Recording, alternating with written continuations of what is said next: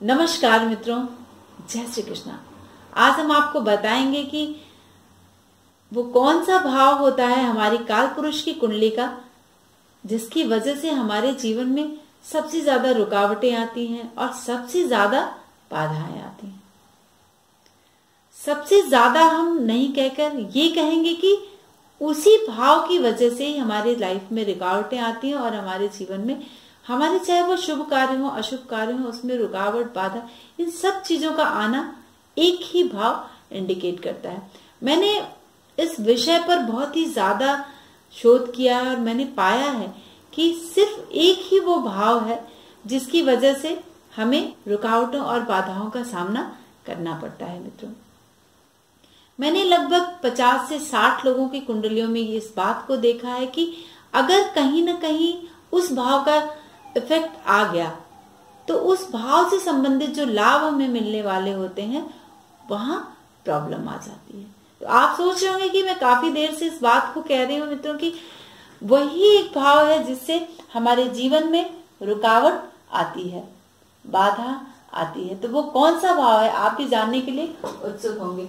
आज मैं ऐसे सिंपल सा चार्ट बना के आपको बताऊंगी कि बहुत ज्यादा मेहनत करना पड़ता है कि हम एक बार चार्ट आउट करते हैं, उसके बाद आपको पॉइंट टू पॉइंट बताते हैं। मित्रों, तो सबसे पहले आप अपनी जन्म पत्री को देख लें और देखें कि आपका वो कौन सा भाव है जिसका इंतजार कर रहे हैं आप कि मैं इस चार्ट पर बताऊं।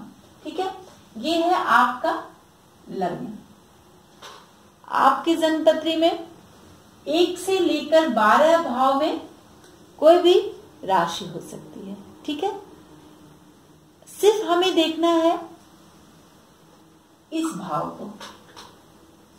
और ये जो अष्टम भाव है ना, यही है रुकावटों का भाव और बाधाओं का भाव। आपकी परीक्षा हो रही है और अचानक से इसमें रुकावट आ जाती है, हमारा एडमिट कार्ड छूट जाता है या फिर हम अपने प्रश्न को कायदे से कर नहीं पाते हैं, या हमें 50 क्वेश्चंस करने चाहिए तो हम 40 ही अटेम्प्ट कर पाते हैं, 10 हमारे छूट जाते हैं, या कोई ऐसी मिस्टेक हमसे हो जाती है फिलअप करने में।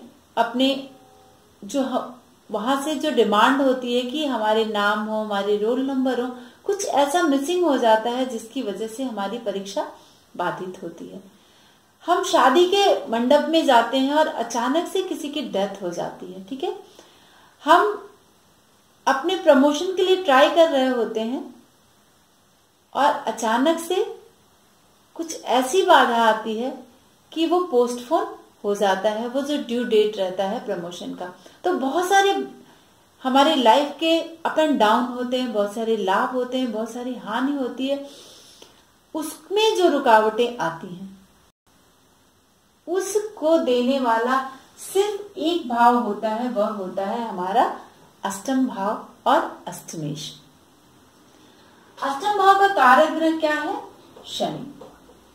यह एक स्थिर कारक है अष्टम भाव का। मित्रों, तो शनि को देख लें आप अपनी जन्म पत्री में कि शनि कहां पर विद्यमान है और किन किन भावों पर वह दृष्टि डाल रहा है। सबसे पहले शनि की 3 दृष्टियां होती हैं। वह तृतीय दृष्टि से देखता है, सप्तम दृष्टि से देखता है और दसम दृष्टि से देखता है। और एक पाद द्विपाद दृष्टियां भी शनि की होती हैं। हर ग्रह की अपनी एक पाद और द्विपाद त्रिपाद दृष्टियां होती हैं। मित्रों, तो आप सबसे पहले अपनी जन्म पत्री में, यानी आपका कोई भी लग्न हो सकता है, आपकी कोई भी राशि हो सकती है, सिर्फ देखना है अष्टम भाव को और अष्टम भाव के कारक ग्रह को। अष्टम भाव का कारक ग्रह यहाँ पर हमने शनि बताया।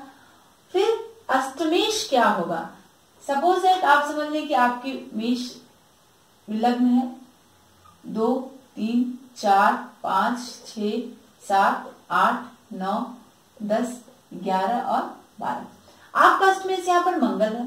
जैसे अगर हम मेष लग्न को लेते हैं तो अष्टमेश मंगल है, तो यहाँ पर हम मंगल को भी ले लेंगे। ठीक है, अब ये 2 ग्रह हो गए जो आपको आपके किसी भी कार्य में, चाहे वह शुभ कार्य हो या फिर अशुभ कार्य हो, उसमें रुकावट आती है और बाधा आती है, जिससे अगर आपको 1 महीने में उस कार्य को पूरा करना है तो वह 3 महीने लग जाता है, 1 साल लग जाता है, 4 साल लग जाते हैं, 5 साल लग जाते हैं। या फिर आप कोई बुरा ही काम है, किसी ऐसी जगह पर आप जाते हैं, किसी की डेथ हो गई है और आप जाते हैं उसमें शामिल होने के लिए, रास्ते में आपकी गाड़ी बिगड़ जाती है तो हो गया लेट। आपको कहीं पहुंचना है, कोई एडमिट है हॉस्पिटल में, उसको देखने के लिए जाना है और आपका जाना पहुंचना बहुत ही जरूरी है वहां पर, लेकिन अचानक से आपकी गाड़ी खराब हो जाए या एक्सीडेंट हो जाए तो ये बाधा हो गई। तो इस तरह की जो कंडीशन बनती है वो सिर्फ अष्टम भाव से बनती है, अष्टम भाव के कारक ग्रह से और अष्टम भाव में जो ग्रह स्थित है उससे। तो जैसे यहाँ पर हमने लिया कि मेष लगन ले लिया, आपका कोई भी हो सकता है, आपका कर्क लगन हो सकता है, सिंह हो सकता है, मिथुन हो सकता है, कन्या हो सकता है, मीन हो सकता है, कुंभ हो सकता है या फिर आपका मकर हो सकता है। ठीक है, अब हमें बस लेना है कि उस भाव में क्या राशि, क्या नंबर बैठा है। अगर 7 बैठा है तो वो शुक्र हो जाएगा, 8 बैठा है तो इसका स्वामी मंगल है, मंगल हो जाएगा। और शनि को तो हम लेंगे ही लेंगे, क्यों? क्योंकि शनि वहां का कारक है अष्टम भाव का।